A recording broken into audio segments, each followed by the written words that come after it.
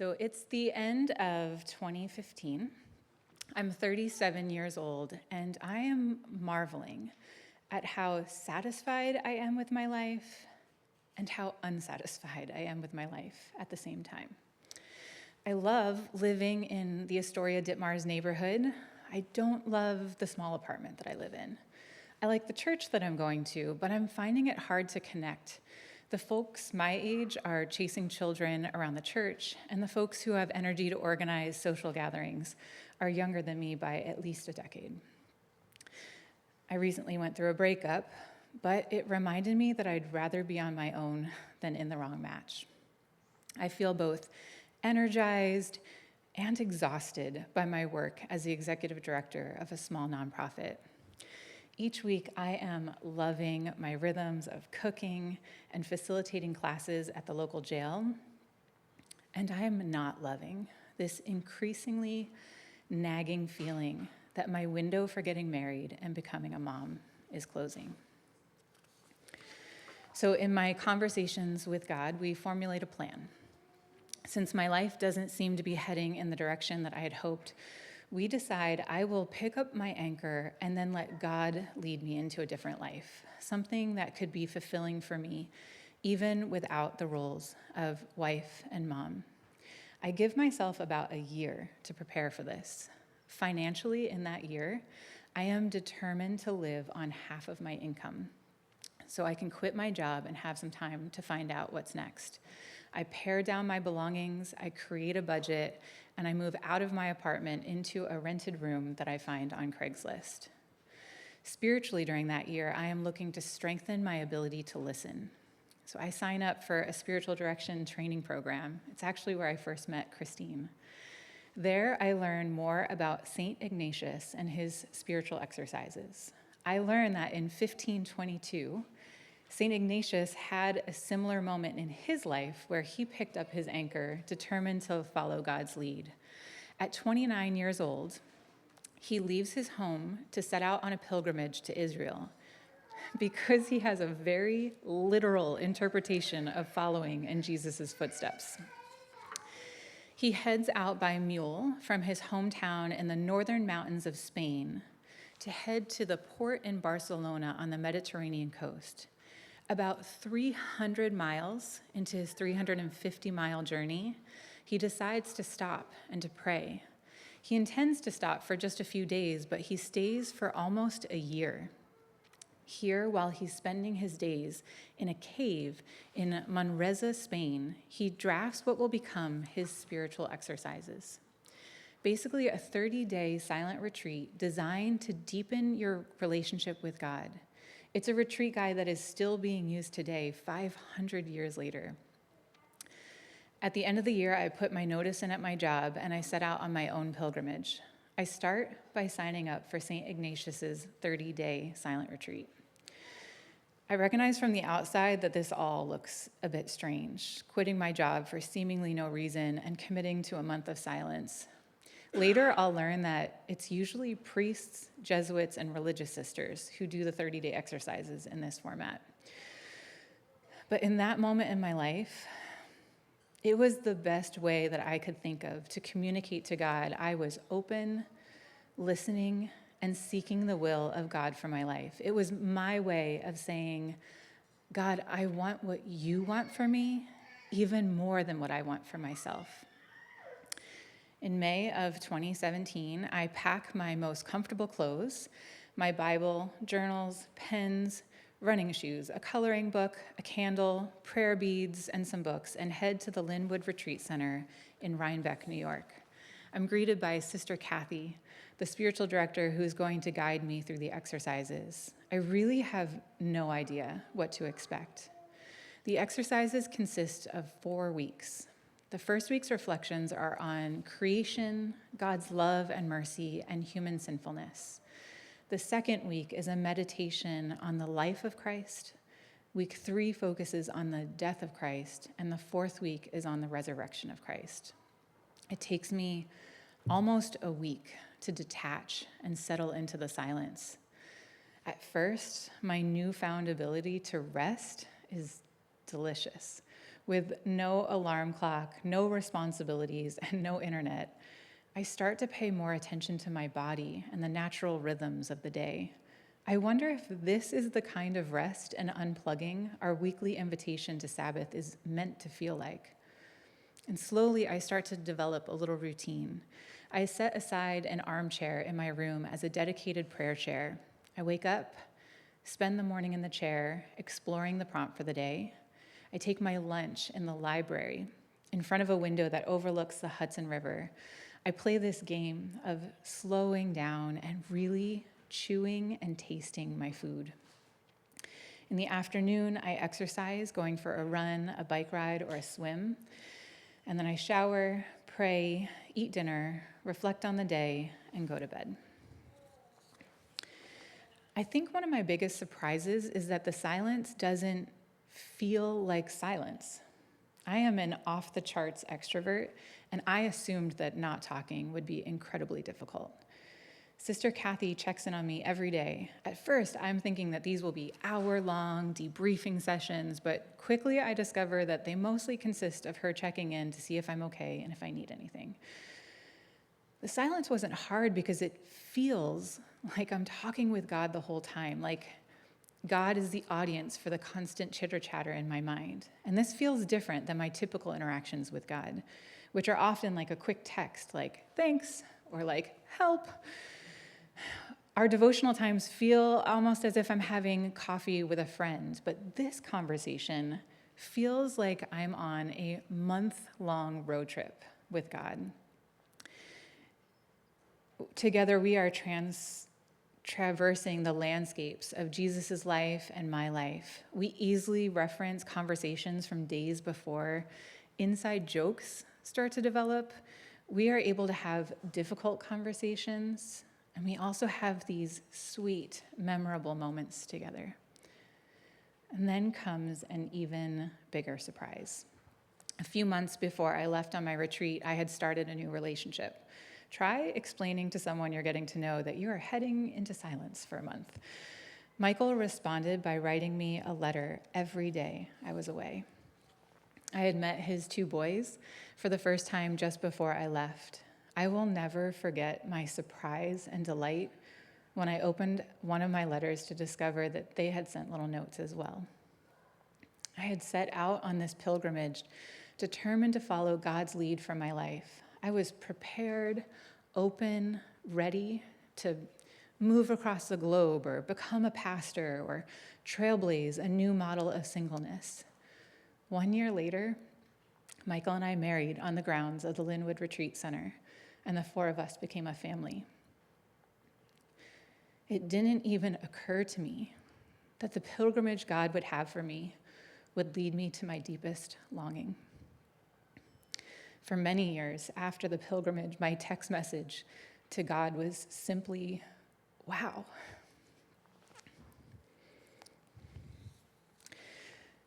"30 days is a good amount of time to give attention to something. Since 2018, I've been teaching college classes on spiritual formation inside prison.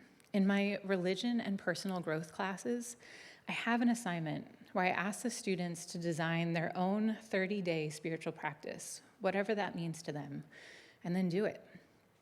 Some students create practices to set aside a specific time to meditate or pray.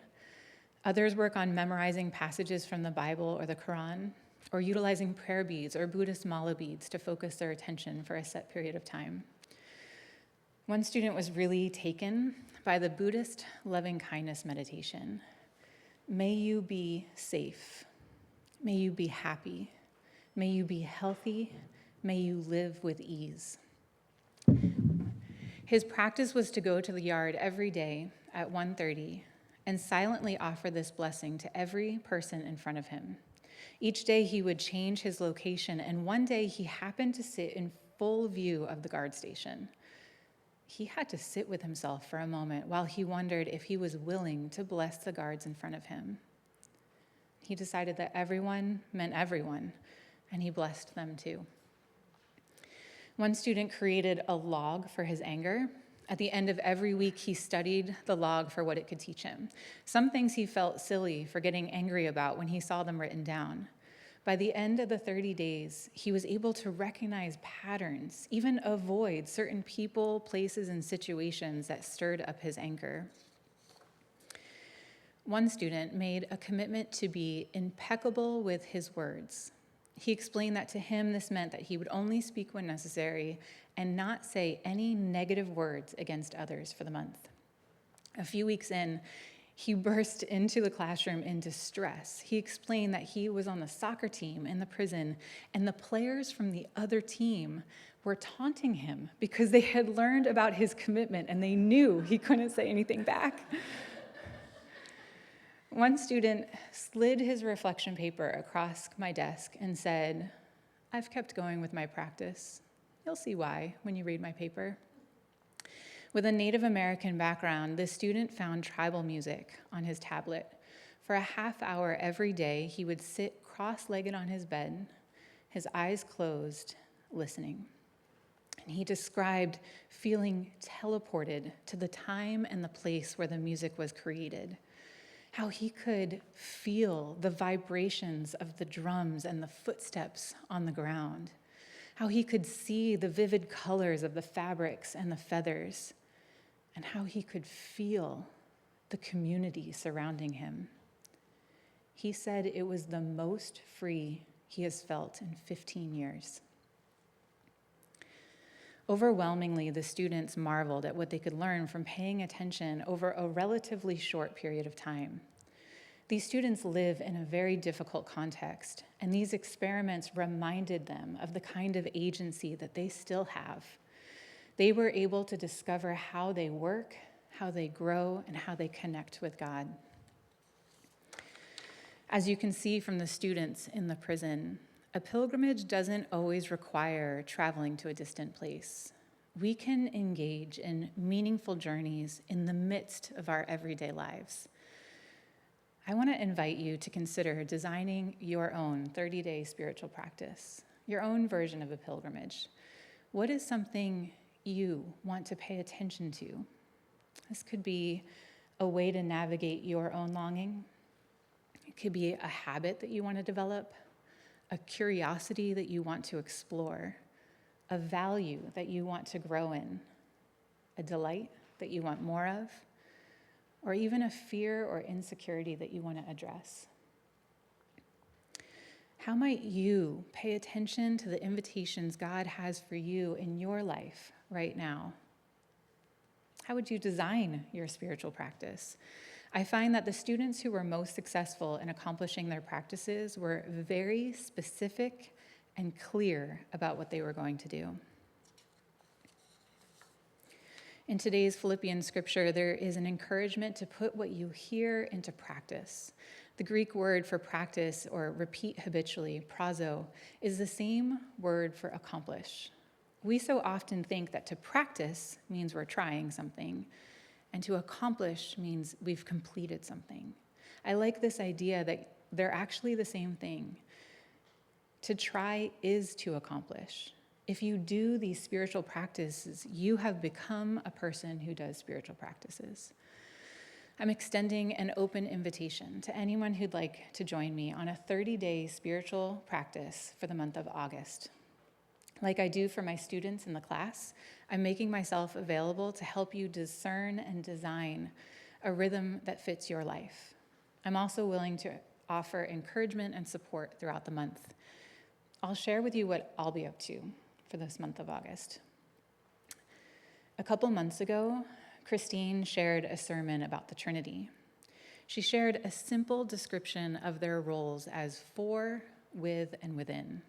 If you are here, you'll remember that she connected this with the sign of the cross. God is for us, she said as she tapped her forehead. Jesus is with us, she said as she tapped her chest.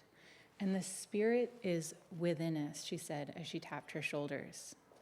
I had never heard it put so simply, and it caught my attention. Over the next few weeks, this was what was on my mind during my morning swims. Within the stroke, I thought about how God is for me as I reached out above me. I thought about how Jesus is with me as I pulled my hands down through the water.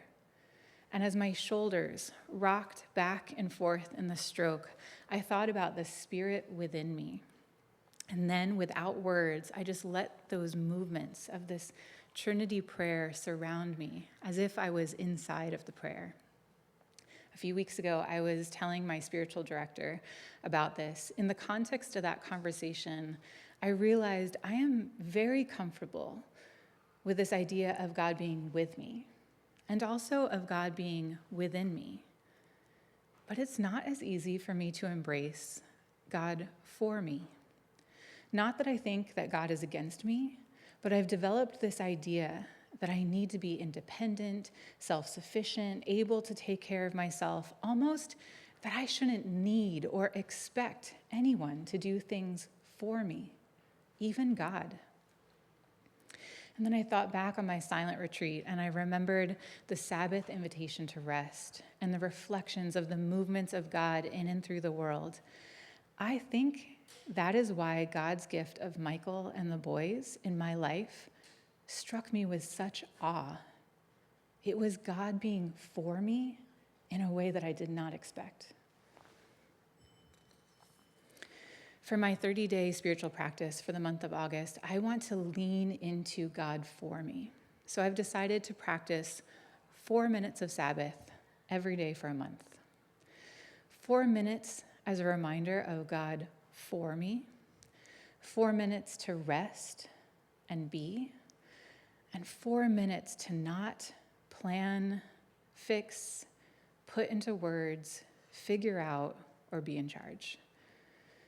May it be a reminder that I can enter into a mini silent retreat in my everyday life. Last month, I had the opportunity to be the graduation speaker at the Sing Sing Prison High School Equivalency graduation. I've been to enough graduations to know that the best speeches are short, sweet, and to the point.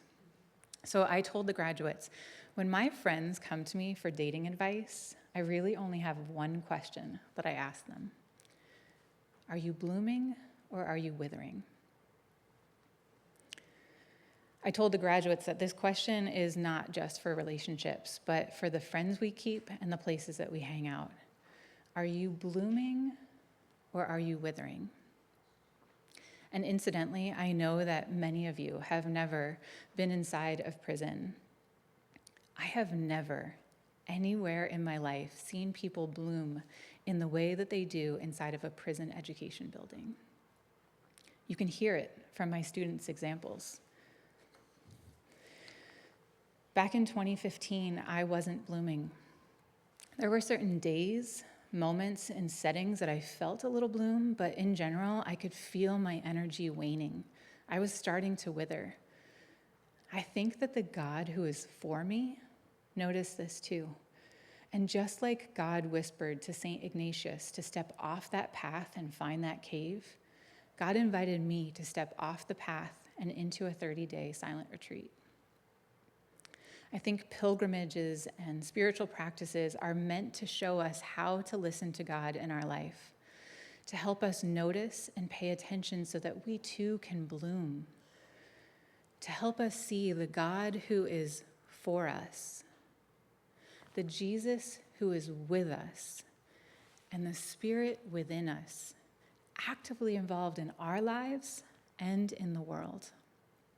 So I invite you to go on a 30-day pilgrimage with me for the month of August. We've set up an email address, 30days@stpeterschelsea.org, so you can reach me. Whether you join us or not, I hope that you find your own ways to put into practice the things that you hear from God, whether that looks like picking up the anchor of your life or discovering a new rhythm of prayer. Blessings to you on your journey.